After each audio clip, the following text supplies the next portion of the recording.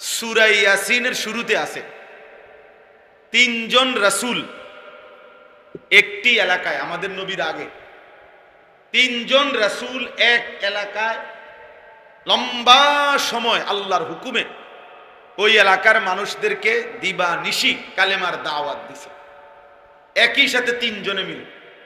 ফাআজ্জাজনা বিসালিসিন ফাকালু ইন্না ইলাইকুম মুরসালুন। এই সালিস মানে কত?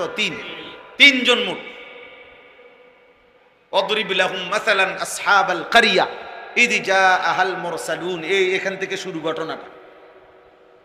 তো ওইখানে আছে কোরআনে স্পষ্ট এই তিনজন রাসূল মিলে একটি এলাকায় মানুষকে দিবা নিশি আল্লাহর পথে ডেকে উনাদের পক্ষে ইমানদার হইছে, তিনজনের পক্ষে উনাদের কথা গ্রহণ করছে, ঈমান আনছে সির্ফ একজন।